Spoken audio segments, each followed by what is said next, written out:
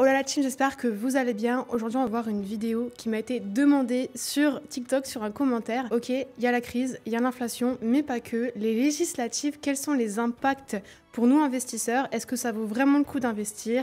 Let's go, c'est parti. Dans cette vidéo, on va donc évoquer plusieurs points. L'encadrement des loyers, le changement d'imposition sur les logements meublés et le pourparler sur la loi anti-squat. Et on verra comment ces changements peuvent influencer tes stratégies d'investissement et répondre à la question, est-ce que ça vaut réellement le coup d'investir? Avant de plonger sur ces 3 points, on va déjà évoquer la crise et la base économique en France. Le Covid-19 a impacté les mentalités. Au-delà de ça, déjà en France, on a un petit peu peur, on a du mal à prendre des risques, on a du mal déjà à investir. On est un des pays qui épargne le plus, mais pourtant pas celui qui investit le plus. Le Covid-19, on le sait, a impacté l'économie mondiale et a un petit peu accentué le côté crise économique. Cette information, on l'a entendue, réentendue, ça a créé pour certains une peur qui reste et qui nous empêche d'investir ou de développer n'importe quelle activité. Alors, est-ce que ça vaut vraiment le coup d'investir en 2024? On va commencer par comprendre ce qu'est l'encadrement des loyers et leur impact dans les grandes villes françaises. Il vise simplement à limiter la hausse des loyers. C'est-à-dire que si tu as un loyer à 400 €, tu vas pas du jour au lendemain te permettre de mettre un loyer à 800 € par exemple. À Bordeaux, Paris, Lyon, encore d'autres grandes villes françaises, il y a différentes façons d'avoir cet encadrement de référence. Chacun a ses propres règles en cas de non-respect et justement d'encadrement, donc c'est super important ici finalement de s'informer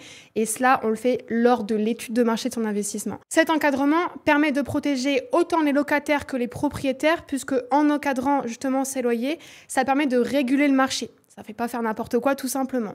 Ça va protéger aussi le locataire, puisque, encore une fois, passer de 400 à 800 €, ça peut être super problématique pour la plupart des personnes qui souhaitent se loger. Puisqu'on va encadrer le marché, on pourra assez simplement, sur le court, le moyen et le long terme, comprendre l'évolution du prix du loyer et savoir donc notre rentabilité. Donc finalement, ce n'est pas du tout quelque chose de négatif pour l'investisseur. C'est un équilibre parfait entre régulation de marché et soutien à l'accessibilité du logement. C'est nécessaire et important de se renseigner, encore une fois, avant de réaliser son investissement. Du coup, est-ce que c'est problématique pour les investisseurs? Absolument pas, puisque comme je viens de te l'expliquer, ça permet de réguler le marché, de protéger les locataires, de savoir et prévoir. Mais ici, il va être nécessaire de faire des études de marché et des prévisions finalement en amont, mais c'est ce que je te conseille de faire, quoi qu'il arrive. Maintenant, on va parler un peu impôts. Tu as peut-être vu effectivement que la location meublée, c'était pas forcément une niche fiscale, qu'il fallait pas forcément le faire. Alors, si tu n'es pas formé, sache que la fiscalité de la location meublée est très intéressante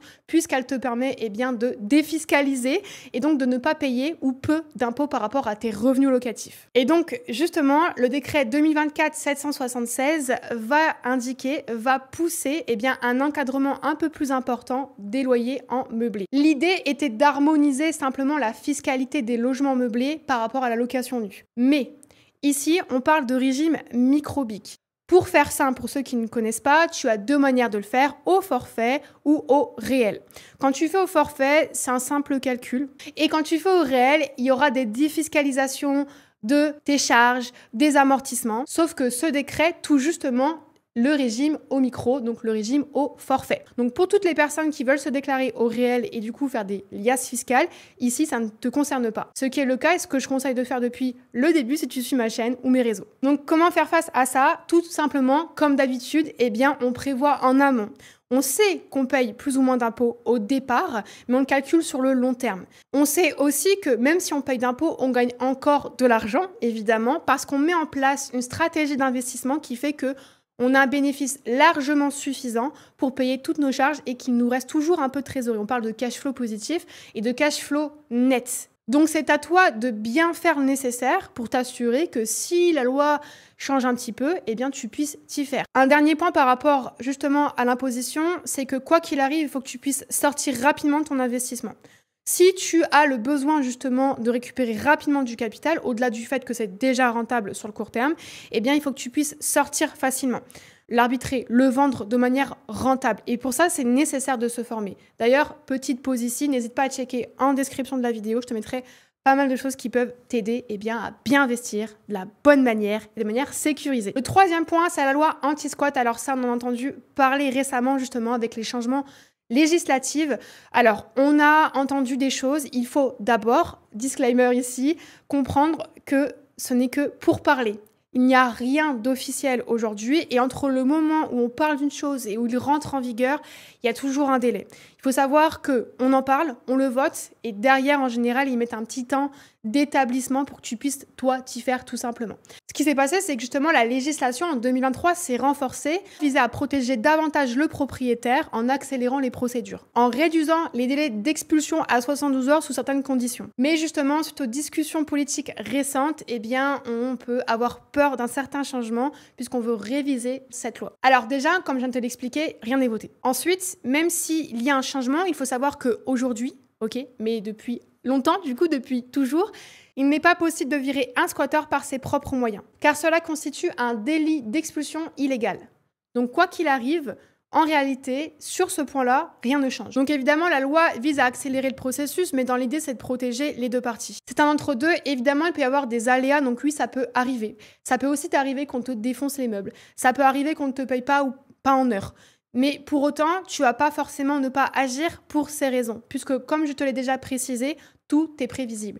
Il faut toujours prévoir le pire pour pouvoir y faire face. Ça fait partie du jeu, ça fait partie des aléas, et si tu n'es pas à l'aise avec ça, malheureusement, tu resteras dans un stade de pauvreté, puisque si tu l'as peut-être pas encore compris, le riche va se trouver des problèmes à résoudre. Et donc, quand tu défonces cette peur, quand tu passes au-delà de cette peur, tu vas agir et tu auras de résultats en conséquence. Donc, rien de plus alarmant que les 120 dernières années. Pourtant, il y a toujours des personnes qui investissent en immobilier, toujours des propriétaires et des personnes qui s'enrichissent. En plus, cette perte de valeur potentielle parce que tu peux avoir des dégâts ou tu peux avoir quelqu'un qui ne paye pas, eh bien, il est en fait calculé fiscalement et il t'est donné pour amoindrir quelque part ta fiscalité. Ce que tu peux perdre, tu vas de toute façon gagner dans tous les cas ailleurs. On peut parler de risque. Le risque est toujours calculable. Sache que quand tu traverses la rue, il y a une probabilité que tu te fasses renverser. Évidemment, tu ne peux pas ne pas traverser la rue parce qu'il y a un risque de te faire renverser. Par contre, tu vas éviter de fermer les yeux quand tu traverses la route. Tu vas passer quand le feu est au vert et non au rouge. Tu vas essayer de bien vérifier et bien regarder et ne pas rester en plein milieu de la rue.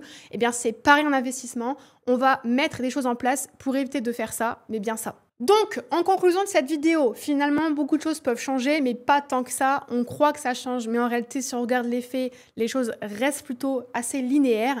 Et dans le cas où ça change, on trouve toujours des solutions. C'est une question finalement d'état d'esprit. Il faut se former, apprendre à voir les problèmes et à y répondre, à trouver les solutions, mais surtout à se sécuriser. Comme tu l'as compris, tout se fait en amont dans ton processus d'investissement et pas après. On n'achète pas et après on se dit « Ah merde, ils ont changé ça, ils ont changé ça ». Il faut prévoir les potentiels changements et savoir y faire face. Merci donc d'avoir regardé cette vidéo. J'essaie d'être le plus simple possible. N'hésite pas à poser tes questions aux commentaires, à t'abonner car je poste 2 fois par semaine, le mercredi et le dimanche. Je te mets plein de ressources en description qui peuvent t'intéresser si toi tu veux investir en immobilier de manière sécurisée et rentable. Et je te dis donc à la semaine prochaine.